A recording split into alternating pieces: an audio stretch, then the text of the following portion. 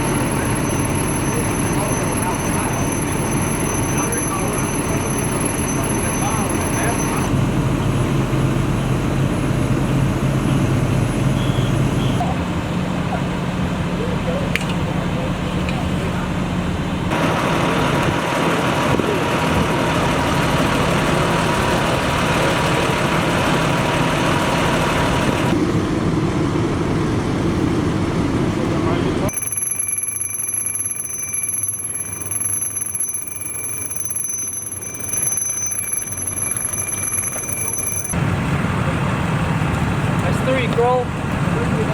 We were able to go down that hallway. Alright, so here's the reason. Look, whenever I did my 360, I got to that back room, the whole room was on fire. The fire was kicking out the Yes.